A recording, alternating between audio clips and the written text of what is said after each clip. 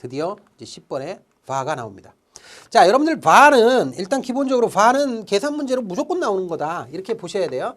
그래서 바는 순서는 상관없이요. 바의 경우에 이게 하루 동안에 뭐 예를 들어서 바라는 게 일정 기간 동안 주어진 신뢰 수준 하에서 깨먹을 수 있는 최대 손실 가능 금액 아니에요? 그러면 이 바는 어떻게 측정하느냐? 일단 기본 산식은 자, 포트폴리오 투자 포트폴리오 금액하고 그다음에 신뢰 상수하고 변동성 이렇게 곱해주는 건데 이게 하루짜리예요.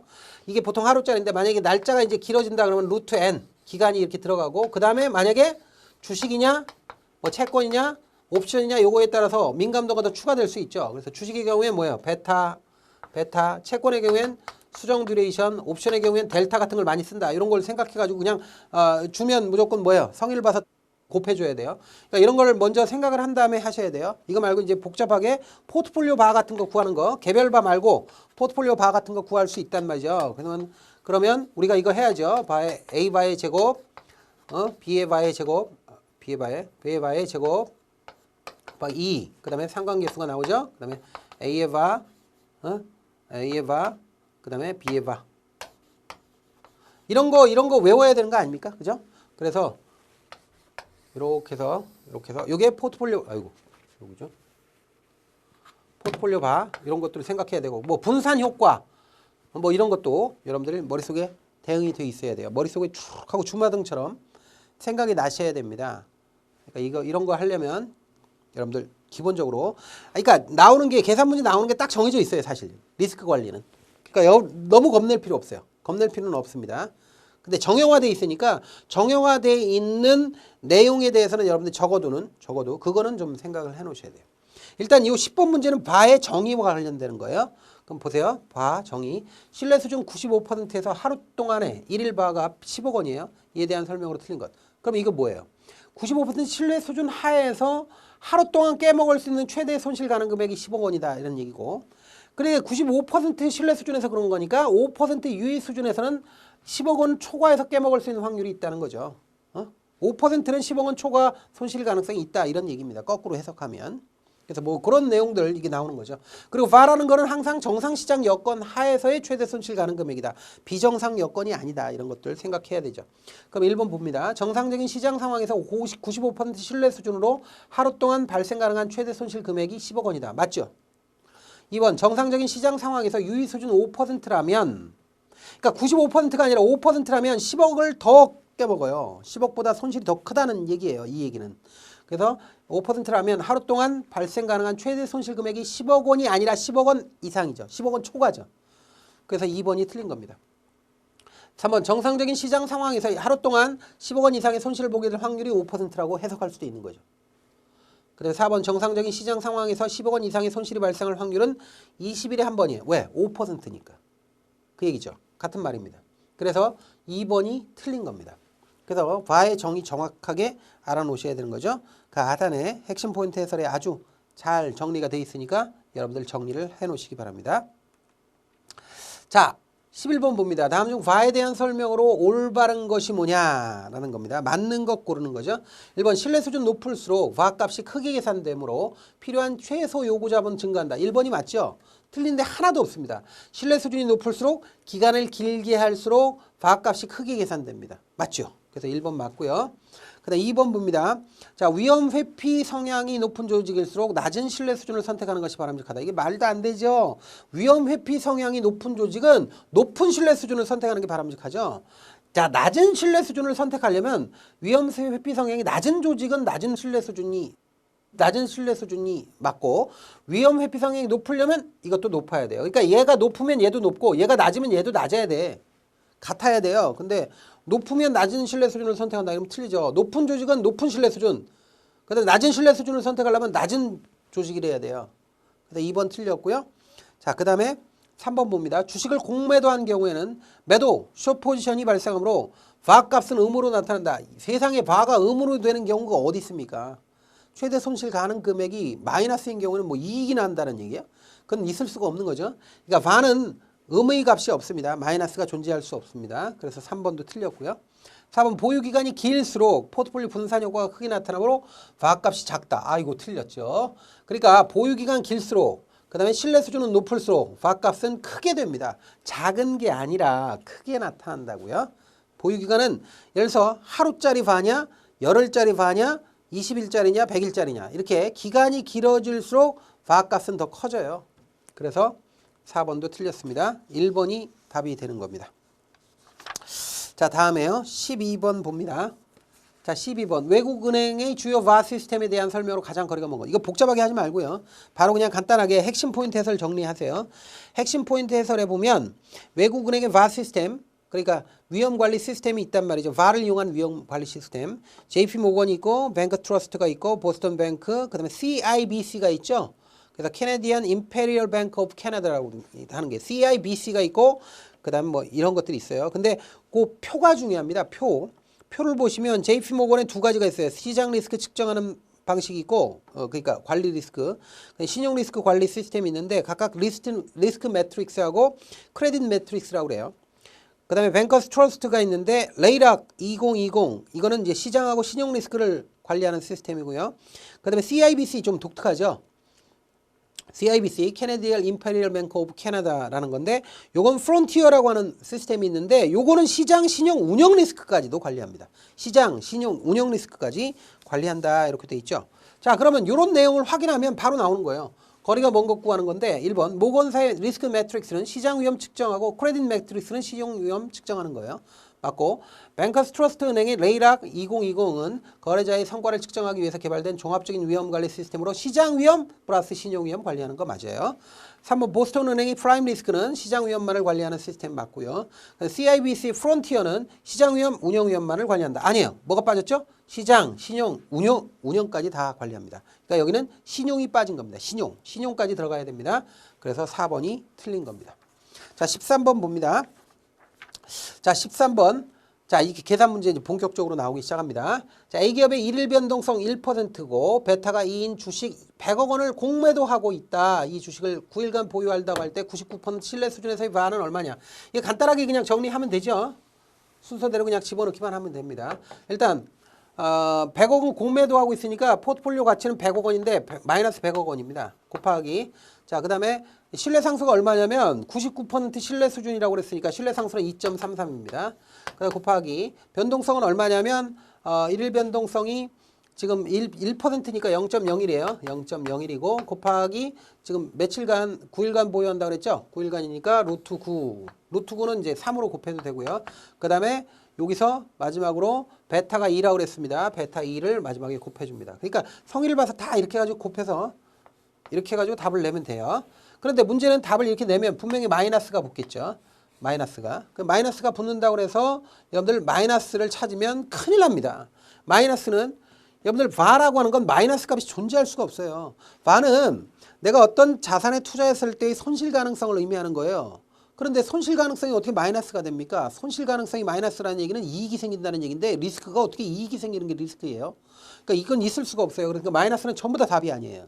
아시겠죠? 그래서 플러스인 것 중에 찾아야 됩니다. 이렇게 해서 계산기를 두드리면 나옵니다. 이건 그냥 계산기를 두드리면 나오는 거예요. 아무것도 아니에요. 그럼 이게 얼마 나오냐면 14억이 나온다고 합니다. 14억. 그래서 약 14억. 2번이 답입니다. 여러분들 이거는 계산기는 여러분들이 두드리세요. 제가 여러분과 함께 수업을 하면서 계산기를 두드리거나 직접 구구단을 하거나 이렇지는 않습니다. 여러분들 푸는 요령 같은 거를 알려드리면 여러분들이 직접 하셔야 됩니다. 계산 문제는요. 가장 좋은 게 직접 하는 겁니다. 머릿속으로 푸는 선생을 보면서 아 그렇구나 라고 얘기를 아무리 납득을 해봐야 시험장에서는 못 풉니다. 여러분들. 그렇게 하면 못 풉니다. 직접 풀어봐야 됩니다. 자, 일단 핵심 포인트 해설에 개별 자산의 VaR 측정이라는 게 있습니다. 그래서 개별 자산의 경우 민감도가 베타나 수정 듀레이션, 델타 이런 거 줄 수 있으니까 그런 거 감안하라는 얘기고. 자, 옵션 VaR의 특징이라는 게 있어요. 옵션 VaR의 특징. 요거는 지금 여기서는 문제화 안 됐는데 꼭 알아두셔야 되는 겁니다. 옵션 VaR의 특징이 있어요. 3번에 그거 묶어놓고 반드시 알아놓고 거기에 장단점 있으니까 장단점 델타 노멀 VaR을 얘기하는 거예요. 이거 전부 다 알아놓으셔야 돼요. 지금 거의 대부분 여러분들 계산 문제는요. 델타 노멀 VaR 나오지 뭐 몬테카를로 시뮬레이션으로 구하는 VaR 이런 거 안 나와요. 역사적 시뮬레이션의 VaR 이런 거 안 나옵니다. 이런 건 역사적으로 나온 적이 없어요. 델타 노멀 VaR입니다. 델타 노멀 VaR는 부분가치평가법이라고 해서 모수적 방법을 이용하는 거예요. 그래서 정규분포 가정을 하는 거죠. 그래서 정규분포의 모수를 이용해서 그냥 확률 분포값을 추정하는, 그러니까 가정해서 거기다 꾸겨 집어넣어 가지고 바값을 뽑아내는 방식입니다. 자, 그래서 장단점 읽어보시면 됩니다. 자, 이렇게 보고요. 그 다음에 14번이 우리 이제 14번을 보죠. 14번 우리가 봤고 14번 봅니다. 자, 주식 A 주식 포지션은 매입 포지션, 개별 반은 30억, B 주식 포지션은 매도 포지션, 개별 반은 40억입니다. 두 주식의 상관관계가 1입니다. 포트폴리오 반은 얼마냐? 지금 여러분들 보세요. 아유, 괜히 좋네. 자, 포트폴리오 바가 어떻게 구성되어 있어요? A 자산의 바 제곱 플러스 B 자산의 바 제곱 플러스 2 상관계수, 그 다음에 A의 바 B의 바 이렇게 돼 있잖아요.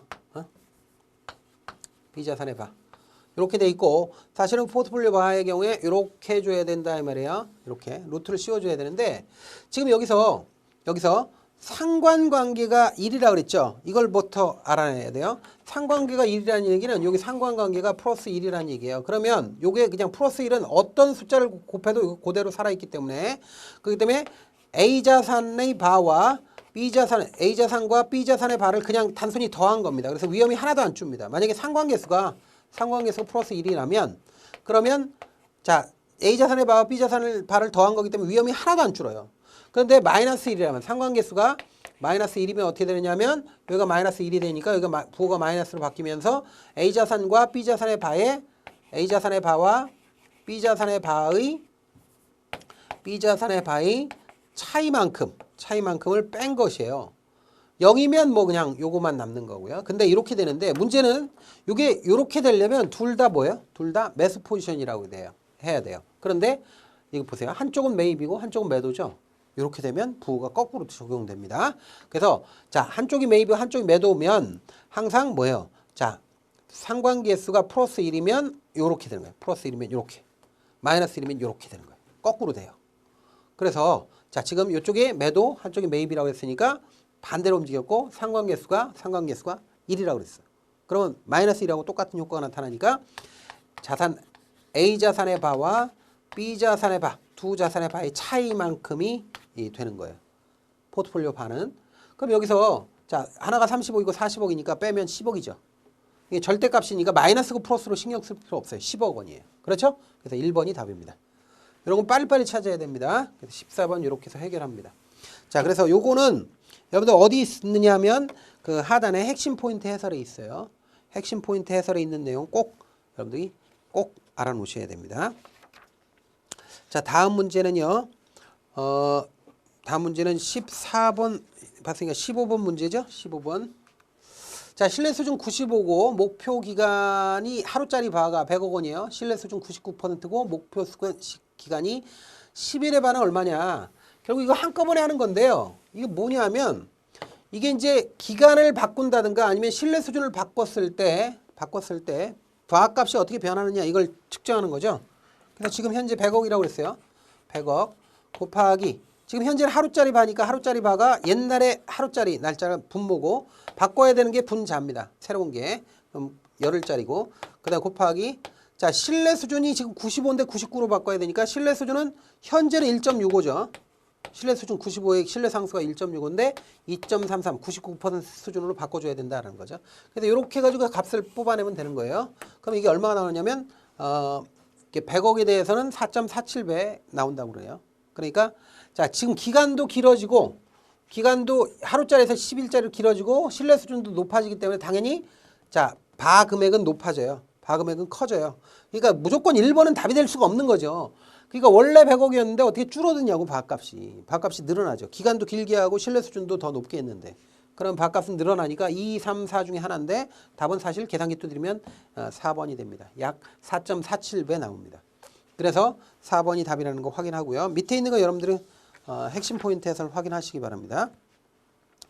자 다음에 현재 16번 보겠습니다. 다음 바 측정 방법 가운데 완전 가치 평가 방법과 거리가 먼 것인데요. 여러분들 자, 바 측정 방법에 부분가치평가법과 완전가치평가법이 있습니다. 부분가치평가법은 델타 노말 방법 하나예요. 나머지는 싹 다 필요 없습니다. 부분가치평가법 또는 모수적 방법은 딱 하나. 델타 노말 방법 또는 우리가 말로 풀어서 한국말로 할 때는 분석적 분산 공분산 방법이라고도 하는데 보통 델타 노말 방법이라고 그래요. 델타 노말 방법이 부분가치평가법이고 모수적 방법입니다. 나머지는 전부 다 완전가치평가법이고 비모수적 방법이에요. 그래서 완전가치평가 방법과 거리가 먼 것이는 요거밖에 없는 거죠. 델타 노말 방법, 역사적 시뮬레이션, 몬테칼로 시뮬레이션, 그 다음에 스트레스 테스트 이런 것도 전부 다 뭐예요? 완전가치평가법, 그 다음에 비모수적 방법, 그 다음에 이거 전부 다 요거 두 개는 시나리오를 이용하는 거예요. 뭐 이런 거예요. 그래서 요 델타 노말 방법이 모수적 방법이면서 부분가치평가법이라는 거 알아놓으시기 바랍니다. 그래서 16번 여러분들이 꼭 알아놓으시고요. 자, 다음에 17번 보시죠. 자, 바를 구하는 방법 중에 구조화된 몬테칼로 분석법이라는 게 있어요. 몬테칼로 시뮬레이션 이용하는 방법, 요 방법이 있는데 이게 대한 설명으로 가장 거리가 먼 것을 고르는 겁니다. 아래 하단에 핵심 포인트 해설에 지금 구조화된 몬테카를로 분석법이라든지 뭐 이런 것들이 설명이 돼 있어요. 그래서 그건 보시면 되는데 자, 그거 봤다고 봤을 때 답을 골라냅니다. 1번 비선형 상품인 옵션 리스크를 정확히 계산할 수 있습니다. 맞습니다. 이 옵션의 가치를 평가할 때, 옵션의 바를 평가할 때 기존의 델타 노말 바가 가장 문제가 심각하거든요. 그런데 몬테칼로 분석법 또는 몬테칼로 시뮬레이션에 의한 바는 옵션 상품의 리스크도 정확히 계산할 수 있습니다. 다음 2번 두터운 꼬리 및 극단적인 상황 모두 고려할 수 있다. 이것도 맞습니다. 몬테칼로 시뮬레이션에서 보통 장점으로 드는 것이죠. 자, 다음에 이제 3번 실제 데이터를 사용함으로 모형 리스크가 없다. 이건 틀렸죠. 왜냐하면 몬테칼로 시뮬레이션은 모형 리스크가 있어요. 그리고 실제 데이터를 사용하는 건 역사적 시뮬레이션입니다. 역사적 시뮬레이션은 과거 자료를 쓰거든요. 그래서 3번이 답입니다. 역사적 시뮬레이션에 대한 내용입니다. 4번 가장 완벽한 평가 방법이나 계산하는데 시간과 비용 많이 듭니다. 돈도 많이 들고요. 그리고 시간도 꽤 많이 걸리고요. 또 하나 단점은 뭐냐면 모형 자체가 잘못되면 결과 자체가 아주 심각하게 왜곡됩니다. 그런 것들이 단점이죠. 그래서 3번은 틀린 내용입니다. 3번이 이제 틀린 내용, 이건 역사적 시뮬레이션에 대한 내용이에요. 그래서 3번 답으로 확인했습니다. 여러분들 그 밑에 핵심 포인트 해설에 대한 내용은 확인하시기 바랍니다. 자, 이렇게 해서 17번까지 살펴봤습니다. 18번 다음 문제부터 다음 시간에 공부하도록 하겠습니다. 감사합니다.